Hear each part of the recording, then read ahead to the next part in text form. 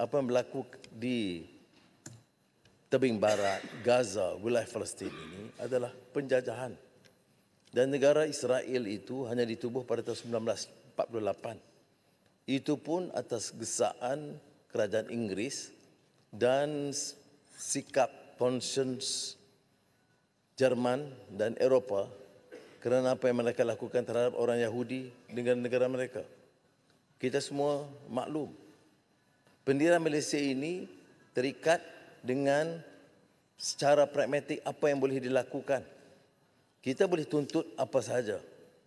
Tetapi pendirian kita mestilah secara konsensus berunding sekurang-kurangnya negeri-negeri Arab, negeri Islam dan ruang yang ada dalam PBB.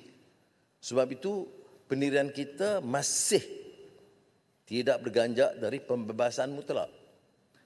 Langkah awal yang disebut ialah two-state solution. Ini tentunya tidak dipersetujui oleh ramai. Saya faham. Termasuk pendirian Hamas pada peringkat awal. Tapi kita juga tahu bahawa Liga Arab telah membuat keputusan bersama Qatar, Mesir dan kemudian Amerika Syarikat. Dan Hamas bersetuju sebagai langkah awal tentang pendirian yang sama. Tapi seperti mana disebut oleh kedua-dua yang berhormat tadi, yang menentang keras apa sahaja pengiktirafan, apakah ianya two state, one state, menentang keras kehadiran orang Palestin, itu adalah Israel. Sebab itu kita sebagai satu negara agak bingung. Negara-negara bicara soal demokrasi, hak asasi, keadilan. Negara-negara yang berjuang berhempas pulas menentang kezaliman dan penjajahan masih beri ruang kepada penjajah baru, kezaliman baru, appetite baru dan genosid. Dan ini bagi saya yang harus disuarakan. Soal penyelesaian itu tentunya akan dirangka oleh rakyat Palestin sendiri bersama dengan rakan-rakan mereka dengan negara jiran. Jadi itu setakat pendirian kita yang munasabah peringkat ini yang kita boleh lakukan. Ada yang mencadangkan tentang kedudukan kita dalam hal syarikat-syarikat. Tan Sri Nanda betul, pendirian Malaysia tegas.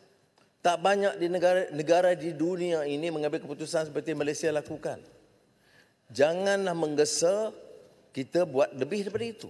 Kerana semasa rakan-rakan sebenarnya Muhammad Sheikh tahu, mereka dalam pemerintahan pun mereka tidak lakukan begitu. Malah mereka mengizinkan ZIM berlabuh. Kita tidak mengizinkan. Jadi kita ambil langkah lebih daripada itu. Cuma sekarang ini ada bangkitkan soal syarikat-syarikat. Puluhan, malah ratusan syarikat yang ada kerjasama dan dagangan dengan Israel. Yang berdagang dengan semua negara termasuk Malaysia. Dan di semua negeri termasuk negeri-negeri yang diperintah oleh pembangkang. Jadi kita kena ambil keputusan yang agak real konsisten. Apakah keputusan kita ini melibatkan bantahan terhadap negara kerana penjualan itu dengan izin negara. Tidak ada penjualan kelengkapan tentera, kelengkapan ketenteraan yang boleh berlaku tanpa izin negara. Maka ini yang kita buat. Setakat yang kita lakukan, saya harap Yang Berhormat faham. Ya. Saya juga bertanggungjawab untuk menjaga. Ya. Bukan sahaja keamanan, tapi kepentingan rakyat dan negara ini. Jadi janganlah kita, kalau kita cadang, dia bukan satu syarikat. Saya nak sebut di sini, kalau nak jadikan ini hujah, kita boleh sediakan ruang di Parlimen.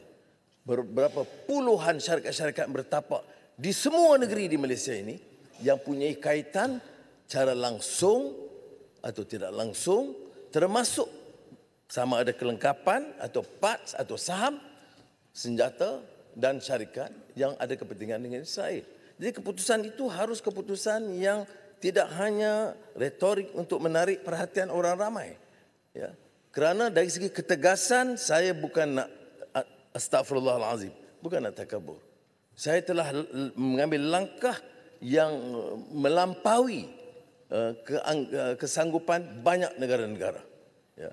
Dan ramai rakan-rakan di bela negara yang mengingatkan saya tentang risiko ini.